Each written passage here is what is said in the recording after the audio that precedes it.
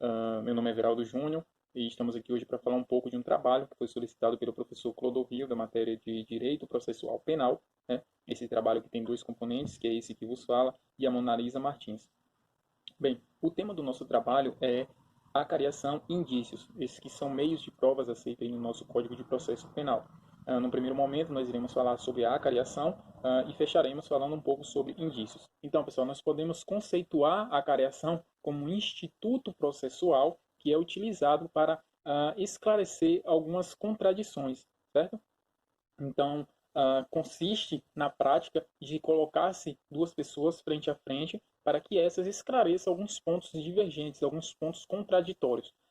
O autor Nestor Tavra diz que acarear é pôr em presença uma da outra face a face pessoas cujas declarações são divergentes. Ou seja, quando se existe esse depoimento anterior e nesses depoimentos existe aquela contradição, aquelas diferenças nos pontos de vista, então o nosso Código de Processo Penal ele permite que se coloque essas pessoas frente a frente para que essas venham a esclarecer esses pontos que se contradizem. A acariação ela é prevista tanto no Código de Processo Civil como no Código de Processo Penal. No Código de Processo Penal, ela está lá no título 7, no capítulo 8, né? Ela fica dentro das provas, porque é aceita, é utilizado como meio de prova no nosso Código de Processo Penal. Ah, é utilizado como pressuposto para que seja permitido a acariação que exista uma divergência desses depoimentos entre as partes, né? Que se tem essa divergência entre os depoimentos, que as divergências sejam de fato relevantes para aquele processo, que os depoimentos sejam prestados de forma no mesmo processo. Não se pode fazer tipo uma cariação com duas pessoas de processos distintos, né? E que que tenha que existir um depoimento anterior. Não seria possível essa cariação sem um procedimento anterior, até porque ficaria uma coisa sem lógica você tentar contradizer algo que nem foi feito ainda. Então, esses são alguns dos pressupostos, né, para que se ocorra a cariação. Outro fato de suma importância é que na cariação, as partes, né, que serão acareadas ali, que prestarão seu depoimento, elas deverão ficar incomunicáveis, certo? As partes elas não poderão se comunicar de forma alguma. Ah, Falamos dos pressupostos e quanto a participantes, quem pode participar da acariação, nós vamos para a letra de lei que está lá no código, no Código de Processo Penal, artigo 229, como dito já no título 7, capítulo 8 das provas. Então a gente vai ver lá, diz que a acariação será admitida entre acusados e testemunha, entre testemunhas, entre acusado ou testemunhas e as pessoas ofendidas, e entre as pessoas ofendidas, sempre que divergirem em suas declarações sobre fatos ou circunstâncias relevantes.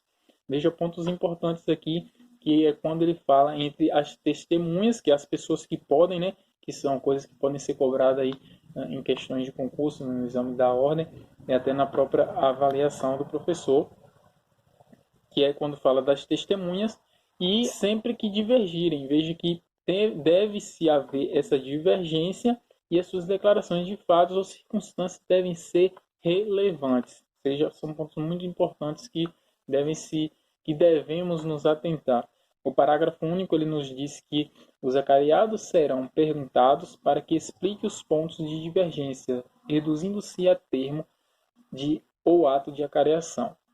Que se pode ocorrer, que se pode fazer essa acareação, ela pode ser ocorrer nas duas fases da persecução criminal, tanto na fase de investigação quanto na fase de instrução. Quanto à parte de procedimentos, nós temos dois tipos de procedimentos. Nós temos o procedimento simples, onde as partes elas são convocadas a comparecer para que se faça aquela acareação, e nós temos o procedimento precatório, que é quando a parte ela de alguma forma ela não pode comparecer.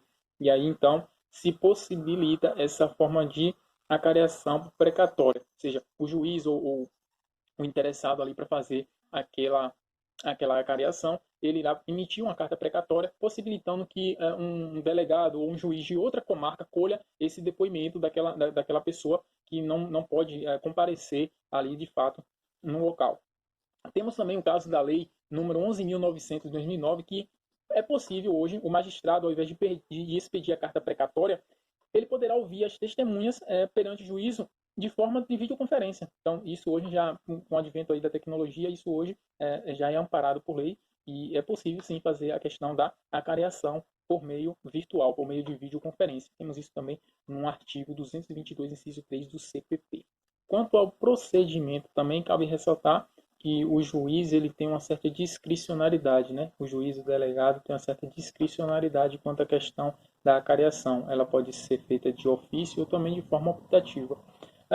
O que chama atenção também é que alguns doutrinadores eles trazem duras críticas à questão da acareação. Isso porque, segundo eles, o autor, ou seja, o acusado, ele não tem nenhum compromisso com a verdade, porque de certa forma ele é assegurado pela questão do silêncio que lhe é garantido e de não produzir provas contra si. Então, ele tem essa questão de não ter esse compromisso, de forma que comprometeria digamos assim, a,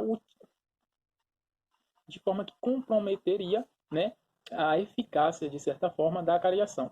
De qualquer forma, são posicionamentos doutrinários importantes para trazer, né, e vamos agora falar um pouco sobre indícios. Bom, trataremos agora sobre indícios. O próprio Código de Processo Penal já nos traz um conceito do que seria indícios. Diz o seguinte, o artigo 239 do Código de Processo Penal: considera-se indício a circunstâncias conhecida e provada que, tendo relação com o fato, autorize, por indução, conclui-se a existência de outra ou outras circunstâncias. É o que está exposto ali no artigo 239 do Código de Processo Penal. Eu vou dar um exemplo para ver se fica mais claro essa questão dos indícios. Digamos que uma pessoa ela foi assassinada e que o perito, ao fazer aquela perícia, ele constata que aquela bala, aquele projétil saiu de uma determinada arma. Através dos indícios, poderíamos dizer que o dono daquela arma seria o assassino daquela pessoa, certo? Mas não seria ainda provas suficientes para acusar o dono daquela arma. E é por isso que os indícios, eles sempre, doutrinariamente, traz uma divergência, uma certa dá um certo pano para a manga. O posicionamento aqui do ministro Dias Toffoli, que ele disse que ele reafirma que os indícios e presunções analisadas à luz do princípio do livre convencimento, quando forte, seguro, indutivo e não contrariando por contra indícios ou por provas diretas, podem autorizar o juízo de culpa do agente. Ou seja, aqui o ministro Dias Toffoli sendo favorável à questão da utilização puramente de indícios como meio de prova para a acusação. Eu queria trazer algumas questões aqui, né, para a gente fixar mais esse conteúdo e para ver mais ou menos como esse tipo de assunto é cobrado em provas, tanto para concurso como para exame da ordem. Então, aí a primeira questão, essa questão de 2013, aí de escrivão de polícia do estado de Goiás, que diz o seguinte: sobre a acariação, tem-se que é vedada a acariação entre vítima e indiciado. A alternativa A gente já descarta porque não existe essa vedação. É um ato informal que não necessita ser reduzido a termo. A gente também descarta porque necessita ser reduzido a termo, como exposto lá no artigo 239. E a alternativa C, a testemunha devidamente intimada é obrigada a participar. Essa alternativa C é a nossa alternativa correta, certo? A testemunha devidamente intimada ela é obrigada a participar da acariação. Então, aqui a gente já mataria essa questão. Vamos, então, a outra questão aqui, aí, questão 2015, né, de papiloscopista da polícia, que diz: assinale a alternativa correta acerca do reconhecimento de pessoa e coisa e da acariação segundo o Código de Processo Penal. E nós temos aí as questões: a acariação é ato processual presidido pelo promotor de justiça, visando a busca de verdade real, aí está errado. A acariação não pode ser realizada na fase policial, também errado. E nós temos a alternativa C aqui como alternativa correta: se houver fundado receio de que a pessoa chamada para o reconhecimento por efeito de intimação ou outra influência não diga a verdade em face da pessoa que deve ser reconhecida, a autoridade providenciará para que esta não veja aquela. Então essa seria a questão correta. Bom, pessoal, espero que vocês tenham gostado, espero que tenhamos conseguido esclarecer os pontos e esse vídeo será postado e o material que serviu como roteiro para essa apresentação será postado também no grupo da sala para que vocês possam também dar uma olhada. Forte abraço e até a próxima.